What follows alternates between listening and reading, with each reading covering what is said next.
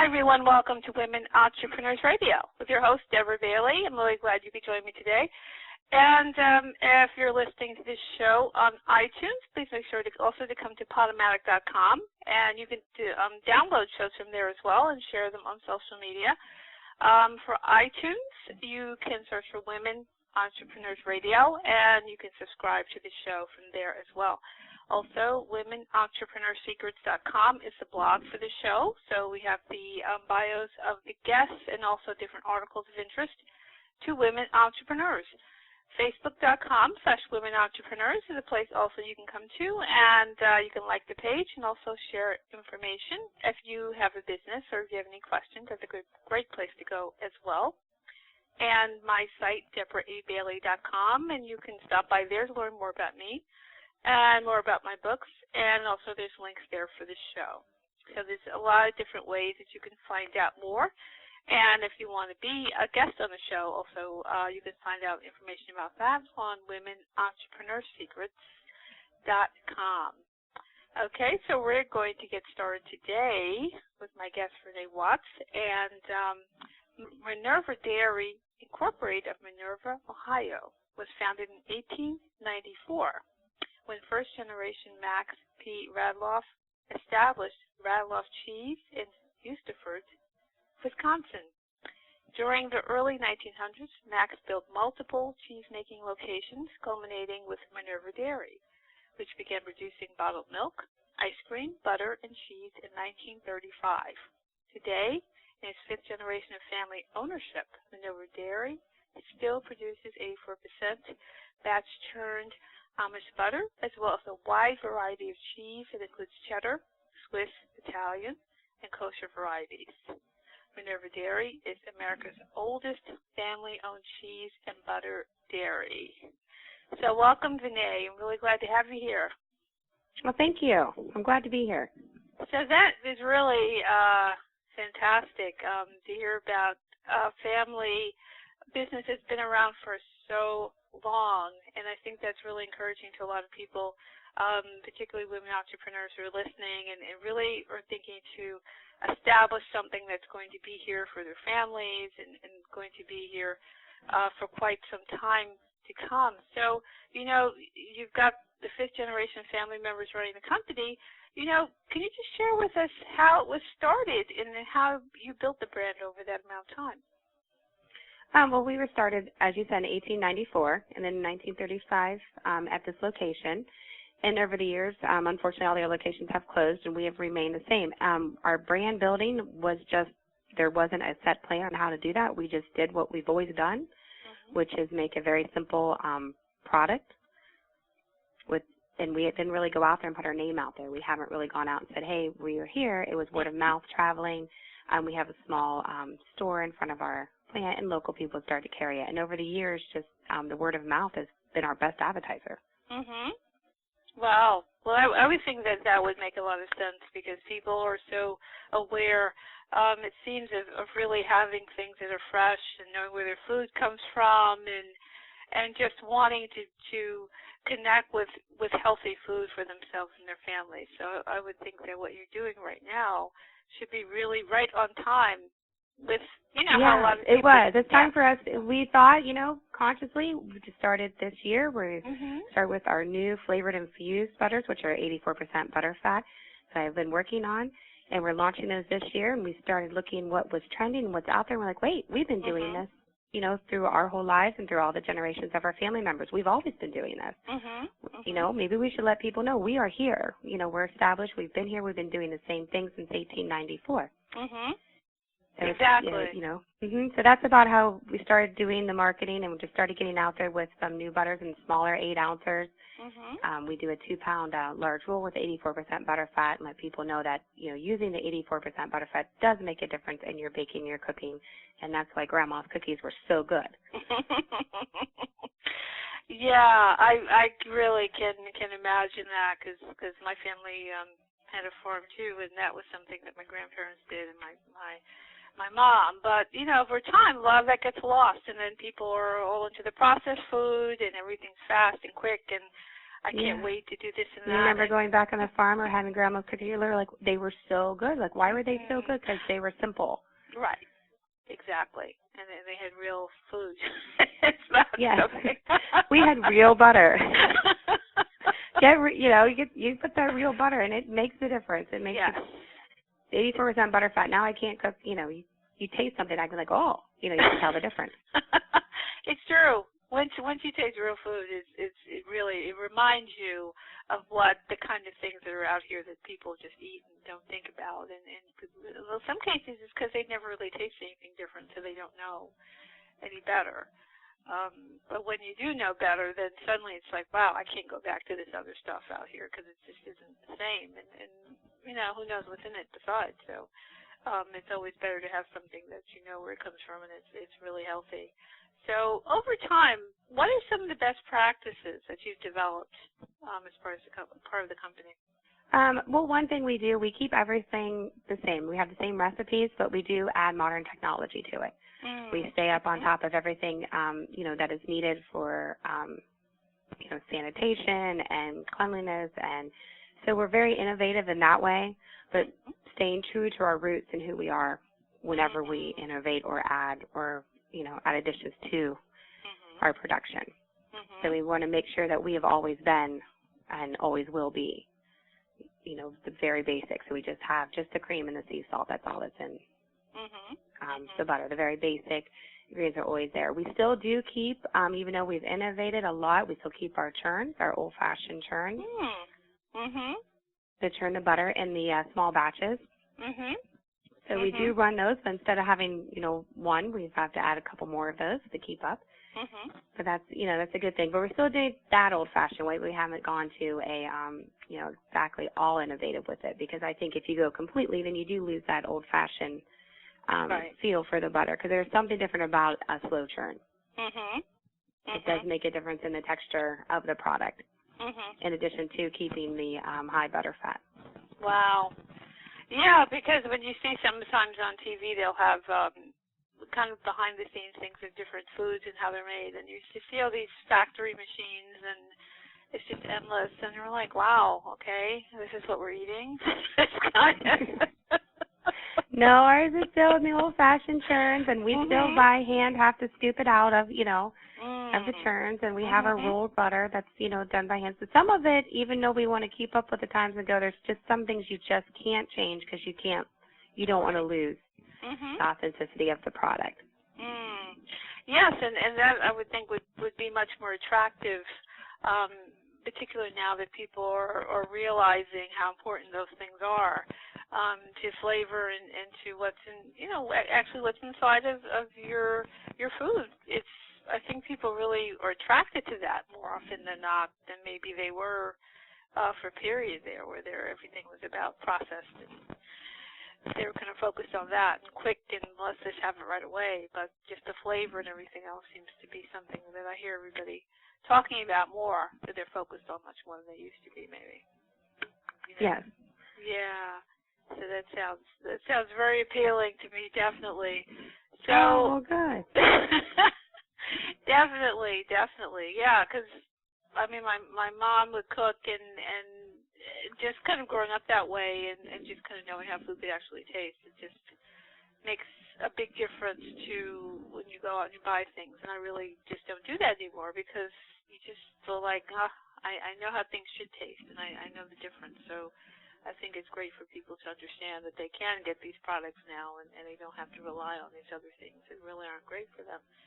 But as the business has been built over time and particularly also with family working together, do you have any experiences that you could share as far as, if someone's listening who wants to build a family business or really thinks they have something that they can build on? Or can you share some experiences that you've all gone through and been able to really use that to be better or make your business stronger? If you're starting out in a family, I wasn't, that was generations ago when they started out. But one thing that each generation has passed on the other is you have to do something that you love. If you want to start off in it, you can't just say, I'm going to start a business. Well, that's not how the first phrase should go. I would say your first phrase would be like, I am so passionate about this, and everyone, then I'm going to make my passion into my work. Mm-hmm. And I think that's what strives is that, when we were farmers and we had a bunch of family farms and we were already doing this, it was just we had our founder decide to bring it together. And then we stay together and you work together as a family. So if everyone is passionate about that, then you can move forward with that. And then if you enjoy what you're doing and you love what you're doing, and then your work isn't so much as work, and that's how it can pass down because it is who you are. It's your core. It's your, your core. What makes you you, and what are you passionate about? I think if you ask that question of yourself first, then whatever you endeavor and you go in to do will naturally just come. Yes, that definitely makes sense, because if you don't really care about it enough, then it's going to be hard to build that into something worthwhile, particularly if you're bringing your family into it and you want it to last over time. It can't just be any old thing that you said, well, I'll just go chase this or that, and you don't really care about it. No, you have to have passion about it. No one's going to care about your business more than you. And that's something that's good to remember, too, as you grow and you add people, and you can have wonderful, valuable team with you at all times, but, the core is your family and you are your passion, and that is the most passionate thing about it. It's a family business, and no one's going to care about your family more than you. Exactly. That's so true. So are there any examples of any kind of trial and error that's happened over time that you learned from and were able to make things better because of it? Oh, yeah. I mess up all the time. I am completely human and goofy and mess up all the time. So the one thing, I used to be hard on myself, like trials and errors when I was younger. I'd be like, and then I had to learn. I look at failure as education. I am not afraid to fail. I'm not afraid to mess up. I'm not afraid to try things. So one thing when I was doing the infused butter flavors in my kitchen, and I'm trying all these different flavors, and, I've tried this ingredient, and I don't like the way this is. And I'm like, well, I just learned 20 different ways not to make pumpkin spice butter. That's what I learned. And so as I get down to it, I'm like, I'd like to tell, to share with you, it's like if you mess up and you fail at something, that just remember you're trying, you're educating yourself, you're learning not what to do. So it doesn't matter how many times you try, as long as you just keep going until you get it. Right. And I think that's a hard thing to learn because, first you get hard on yourself and this isn't working. Why am I doing this? And I'm going to give up. And many times that happened. But I think it helped me when I learned that as I was working in business, and I can learn to accept myself and all my flaws and my failures. And then when I was making I'm going to do these infused butter flavors, I'm just going to do them. And then I just kept trying error, after one until I got exactly the perfect recipe. Then I was ready to share them. But, there was ones that were like, I'm not eating this. And if I don't want to eat it, nobody wants to eat it. But, that's just how you are. Everyone tries. I mean, we've all been in the kitchen where we've made things before. And, you're like, oh, no, we're going to throw this out and start over and not tell anyone. We'll keep that a secret. But, that's the secret is, embrace it and laugh about it and know that everyone messes up and everyone has failures and everyone has, their own personality and stuff. So I think that's, a great thing just in trial and error is that I just learned that, hey, it's never going to, I'm not perfect. I don't know if that's the greatest advice, but everyone can accept that about themselves. I think you do better. Well, that is very, very good advice. I think a lot of people are very hard on themselves, and probably a lot of the women entrepreneurs are hard on themselves because they feel like they've got to get it right the first time out the gate, and maybe they feel that they're building something for family and just really not we put so much pressure on ourselves as women, especially as working women. Yes. We do. We put so much pressure on ourselves to make sure, like, we do everything we would do if we stayed at home and everything if we're going to be at work. And finally you have to realize that I can't do everything. Yes, exactly. Perfectly. So I have to pick what the most important things are and focus on that. And that's where we go. And if I mess up, well, that's okay. I learned. Don't do it that way. Yes, that's very true. So I'm sure people listening will take that into consideration and just give themselves a break and learn from what doesn't go right can certainly teach you a lot. So they should just not pressure themselves too much. But as far as the products and things that you're creating, what trends have you noticed or really influencing the dairy industry right now? A lot about to do with where the product comes from. Like we talked a little bit before, a lot of people are interested in the cows. We have pasture-raised cows, which I like to, people like to, where's my product come from? How's it being? Always, how are the cows? Well, our cows are all pasture-raised. We have a unique situation here in Northeast Ohio range where our cows are out on the pasture, meaning they can choose. Do I want to go inside today because it's raining? Do I want to be out on the in the pasture because it's beautiful and sunny, or, hey, it's lightning. Heck, no, I'm not going outside today. And that tells you a different story about the lifestyle of the cow and how they're healthy beyond just what they're eating. Because if you want to, just grass-fed cows isn't, I like to say, isn't the healthiest term. They could be in a confined space eating grass. Are they out? Are they enjoying the pasture? Are they making their own decisions as a cow? Can make their decisions if they want to eat now, if they want to eat later, if they want to go out, they want to come in. Things like that make a big difference, I think, with our products. Now, we've been doing that since 1894 and, always been doing the same thing. And also realized, wait a minute, we're unique. We've got to let people know that this is what's happening with our products, and this is why that the butter is so good. And, it's the same as we've always done it, and the cows are treated, differently. They're small herds. Very small. They're only grouping them. There might be like 20 or 30 grouped together. Some even less than that. So it's not. They're a lot of space, a lot of places to roam. Yes, and that sounds much better than some of the things that you hear about or see, which is really doesn't make you feel good about where your food's coming from. So I definitely agree that hearing something like that sounds much more appealing to me than the alternatives aren't really good. So I'm glad that people are taking more of an interest now in things like that, where before I think for the most part we didn't really think about where our food was coming from or how the animals are being treated. 10 years ago, nobody would ask me that question. Yeah. They're still being treated the same, but nobody would say, hey, what are the cows doing, and what are they eating, and how, and, no one even thought of that. They're just like, oh, butter, okay. Right. But now, people are interested. They want to know. It's more of an educated, we're more educated in our choices when it comes to food, which is a great thing. I love that it's taking that path in dairy.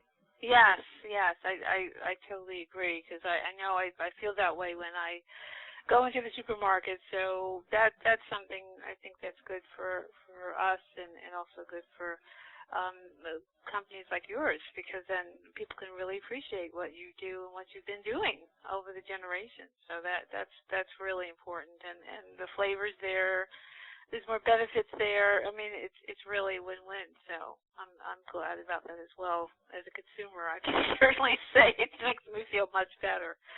Yeah, I love that they're going that way, and people want to be educated. And people are experiencing more of cooking at home. Yeah. That seems to be, I can see that coming back, and I love that, because I love to cook with the family and have everyone together involved in the cooking, and that tends to come back. And when you have everyone together and involved, you tend to learn more about what you're doing. Yeah. And then you start to appreciate the different flavors that you have and why, you have, these different flavors. Why do I want to use the finishing butter over here? There's a smoked finishing butter. How will this taste? Let me try that out. So it's always good to, try new things. Right, because you never know, and it's just really to enjoy the flavors and everything. I think that is something that people seem to be more focused on now, which is really good. So, well, you have this wonderful company. It's been around for such a long time. What are you most proud of when you think about Minerva Dairy and being America's oldest family-owned dairy? That is really something to be proud of. How does that make you feel? I am. I'm very proud of it, but then another time I'm sort of a little bit reserved about it, because I was like, it's so, when you think about it, it's wonderful. It warms my heart. Because I think, I'm working with my brother. My, dad still is here part-time, and he's coming in. I get to see my children start to learn the business as they grow up with it. And I couldn't ask for a better life. It's wonderful. We're all together. We see each other, and we're not perfect family. We have our arguments and stuff, but, at the end of the day, we all agree we still love each other no matter what. Mhm. And I said that's, I think, the most proud part of it is for me, that I'm proud that we as a family can, stick together and know that, family is more important than whatever argument we may have at the time or situation that occurs, and we're going to do it. We're going to work through it. Yes, exactly, because that's just normal things in families, but something that's gone on for such a long time, and I think that is definitely something that's important, particularly for those people who would love to be able to have that kind of thing and build that for their families and really have a legacy. That it's good to know it can be done. So that's really an inspiration to a lot of entrepreneurs who are really just getting started and really want to look ahead to see where they can go. So I think that's fantastic. So where are you heading? Where's the dairy going forward? Where do you see it? I see it's heading more towards different butters. I think butter is what's coming up in the future, that people are paying more attention to the butter fat and flavor-infused butters and how to cook with it and learning what to do with the different butters. And I see more of the, products that aren't all real butter, being sort of pushed aside, because as people learn more about it, that won't be. And I think you'll see a lot more sales in butter and interest in butter and different things like that. And I'm hoping in the future to have we came out with 4 of the flavor-infused butters, and I'm working on 2 more right now in the kitchen. I haven't got quite the recipe down exactly the way I want it, but I'm hoping in the near future that those will be out on the market so people can enjoy those in their recipes and cooking. Mhm. Well, that's great. So we're going to have to wait and see how that goes. Yeah. I got to wait till there's one that I'm like, okay, this is it. I got it perfect. I'm still working on that one. Well, that should be fun. It sounds like it would be. Occasion maybe it's frustrating, but it sounds like it would be fun. Oh, it is fun, and it's fun because I let the kids like to come and help, and then I let them taste different flavors, and their reaction is it's just warms my heart to see them look at me and go, what? What am I eating? Because we like to cook with so many different things in the kitchen, and the kids, I love to have them help out, and it's so much fun. They help out, they do different things, and if you ever, when I put a lot of my recipes up on the website, but they love to help out, and then they taste things, and they're like, what am I eating? What's going on? But, and I let them try it. They're like, oh, let's try this in there, and then, we do. And then make another batch for us to eat for dinner. Oh my goodness, that's perfect. That's perfect. So they can get right in there. So that's terrific, though, because they're involved, and that's part of it. That's part of the growing a family business. So do you have any advice for family business owners? People listening in who may want to do something with the family, build something. Is there any advice you could share? Well, I would say just do it with a smile. And that seems such a simple thing to say. But really, if everyone comes with a good attitude and a smile and a goal that you want to establish, and so, sit down and write down, this is, the 1 to 5 year plan sounds so simple, and people in business talk about it all the time, but it truly is a very helpful guideline. Because even though if you do sit down and you're like, okay, we want to do this, where do we want to be a year, where do we want to be in 5 years? And it doesn't have to be something in stone. You can always know that you could change that. But then it gives everyone in the family the direction that you're all working towards. So I think long-term planning is a necessity when you want to, keep it together and keep everyone moving forward in the right track. And have, every 3 months have a meeting where you sit down off-site, not at work. Just with the family, you sit down and, in a relaxed setting, and you just talk about, like, look what we've done, where are we going, and with a very happy atmosphere, and that tends to overflow into your everyday work. So that would be my advice is, to keep it that way. Keep it fun, but, also have your goals that you got to strive towards. And that's terrific advice. So please share with everyone where can people find out more about Minerva Dairy? Well, we have a website, and on there you can find our products. So if you just type in your zip code, we'll let you know where we're close to. We also are on social media, Facebook, Twitter, Instagram, Pinterest. And you're welcome, if you go on there, you can type in Minerva Dairy or Churn It Up. our hashtag churn it up when we're churning our butter. So that's you can find more about us in all those locations. Fantastic.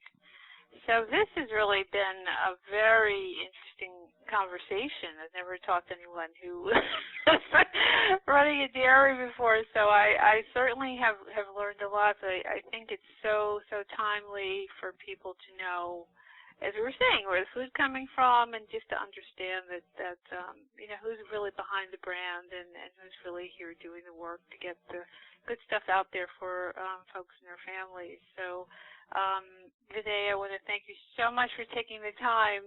Well, thank you for having me. It's been so much fun. I'm glad we got to go through half of this. It was wonderful. So am I. I really appreciate it, and thank you so much for being a part of the show. Oh, well, thank you so much. So, everyone, I'm sure that you enjoyed this. Please make sure you share it with friends and on social media. And again, just check it out on iTunes, Women Entrepreneurs Radio, or, of course, you can go to Podomatic. And if you go to womenentrepreneursecrets.com, you can see links for the show at different platforms. So that's the places you can come to also, so that you can quickly connect to the show and listen in. So once again, so Women Entrepreneurs Radio with your host, Deborah Bailey. And so glad you could join me, and we'll see you again next time. Bye-bye.